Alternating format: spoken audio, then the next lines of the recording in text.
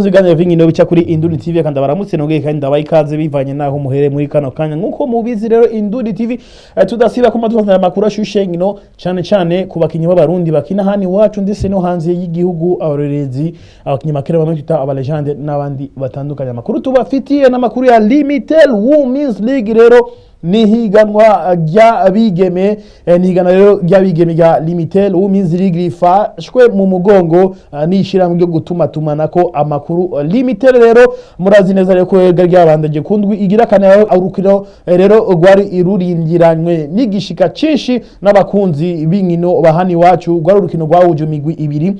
iyo nayo ni La Colombe hamwe n'umugwi wa Buja Queens rero hari rero ku munsi w'Imana igenekerezo rya 11 Kigarama umwaka wa 2022 isaha 3 zo mu gitondo ku kibuga cy'ubuhinga cha Centre Technique kiri mu Ngagara niho umugwi wa La Colombe waruramutse wakira umugwi wa Buja Queens mu rukino rero rw'indwi igira kane rw'ihigana rya bigeme Limited Women's League rero rwo rukino rero rwarangiye imigwi yose inganije igitsindo kimwe kuri kimwe turabe rero ngene bitsindo vyinjiye hama duce tugaruka nibisindo rero vyinjijwe n'uwitwa rero ku mugwi ruhande rw'umugwi wa La Colombe wenjije igisindo ni Peace Olga akizigenza niyo mwungereye hama kiza kugomborwa ku munota wa nyuma n'uwitwa Esperance Habonimana batazira ciba inge turabe rero ngene bino bitsindo vinjiye hama duce tugaruka tumvirize ico abamenyereza babivugako.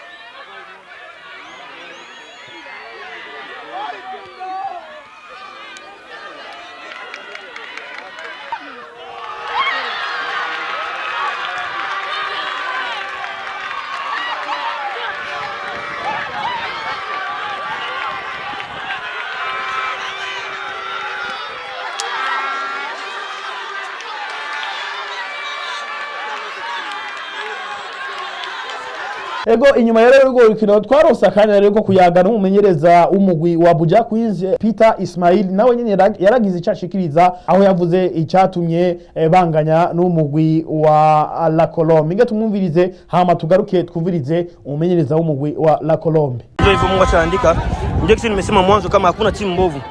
Timu zote ni ngumu ni kucheza. Timu yote ni ngumu ni kucheza lakini pamekosekana nini hasa upande wa Buja Queens leo? Sisi kipindi cha kwanza wenyewe tangu ile match ya PVP kuisha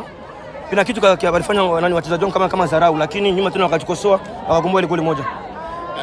Hivi mmegombolewa msafara unaelekea wapi hasa au kubanwa na timu ya La Colombe ambayo ina upungufu wa wachezaji wake wakubwa? Inamaanisha kwamba hata timu zingine zinaelekea kuhamisha. Sisi kwa kweli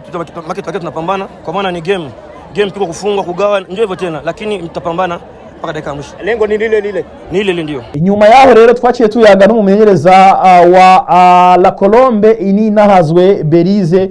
ntiyasivye rero kwidogera abajejwe gufata ingingo cyangwa abajeje ishiramo umupira w'amaguru bivanye n'ingene hari ibintu bimwe bibe bitigeze bigenda neza hari abakinyi bamwe babo batigeze babemerera yuko bakina muri ugo rukino nge tumwumvirize Berize ini nahazwe hama tugaruke twumvirize usanzwe arongoye umugwi wa La Colombe Alexis Muzira bwoba abakinyi kora bitanze neza naho twatanguriye mu ngorane cyaheze neza inota rimwe biruta gutsinda mwatanguriye mu ngorane hanini tuvuge yuko bihombeje La Colombe canke bihombeje Buja Queens bihombeje La Colombe kubera iyo ingorane zakwa zamaze guhera twari gukina neza kusumba ko twakina kugomborwa igitsinda mu minota 20 hanyuma mu gihe igice cya mbere abakobwa bari bavyifashemo neza hahuze iki kugira ngo mu garde cyane mugumye y'intsinzi igisindo cinjiye kiba cinjiye ni turabe iminota cyane iki cinjiye kiba cinjiye urumva byashitse ariko ibyabaye byo kuhagarikira abakinyi match zibaye zitatu badakina nimba bigiye kubandanya uku twabonye umengo urukino rwatanguye mushavuye mugiye kuvyakira mukinane n'aba mufise bashoboye kubafatira Buja Queens canke mugiye kubandanya n'agashavu twabonye mwari mufise kubagara. Oya nizere ko abafise urwo rubanza mu ntoki ko bagiye kurukora mu nzira kubera kwezi kose ni kunini ifo ko baducira urubanza tumenye ko bazobandanya bakina canke ko batazokina hama tumenye ibyo tuzogira mu nyuma agashavu nyene urubanza rutageze neza kazohaba ariko tuzokina nta kundi. Izi nkino mutakaje amanota 3-2 murayatakaje no munsi zirabakura mwihangiro namwe mwari mufise zo kuvuga ati igikombe ntawe kitobera. Oya ihiganwa riracabandanya match 5 haracasigaye match 10 na zingahe umva tuzokorera kuri zo zindi zisigaye nta kundi. Eka muzira bwoba na rero nawe nyene yaragize icashikirije kuri micro za Indundi TV aho nawe nyene yarashoye kwidogera abajejwe gufata ingingo cyangwa abajeje guca impanza mwishiramo umupira w'amaguru mu Burundi enge tumwuvize Alexis muzira bwoba hama duce tugaruka tuwasezere. Urukino twagwakiriye kwanza gwatanguye twakira nabi cyane kubera ibintu bariko baragira mu ntuzeye muri federation nimba ari muri sinzi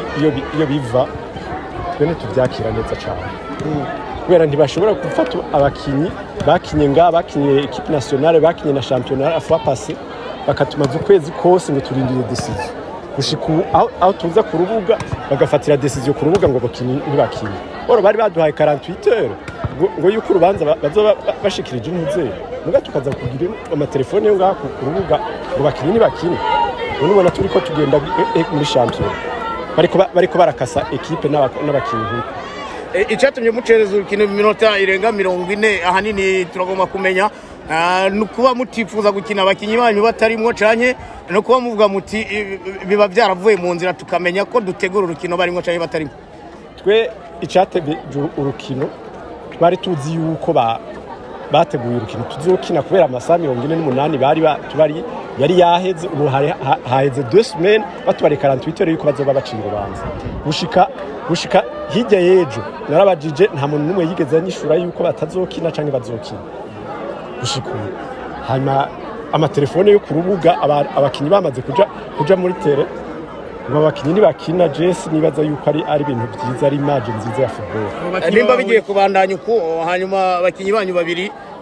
FF bikavuga yuko banahagaritse bashobora no guhagarikwa burundu ntibasubire gukina i Burundi. La Colombe mugiye kubyifatamo gute murabandanya championnat canke murasaba ko basubirizwa canke murasaba iki neza neza twitega iki kuri La Colombe mu gihe FFB yo bifasha ingingo yuko abakobwa banyu batazosubira gukina? Nibatubwira ibintu bitomoye nimba bazokina canke batazokina hanyuma natwe tumenye ingene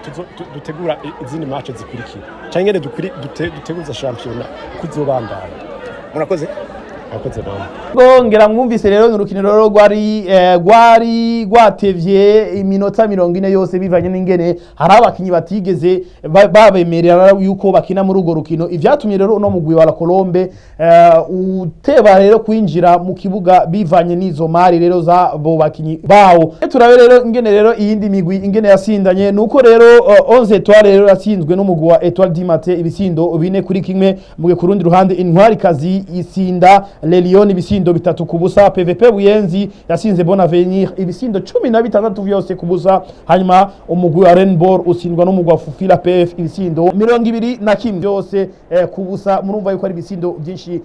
byinshi cyane gose. Reka rero ndabashimire mwese rero mwashoboye kudukwikana muri benshi ndetse ngaboneraho na karyo ko kubifuriza umunsi mwiza mubandanye mukurikirana ibiganiro bica kuri Indundi TV.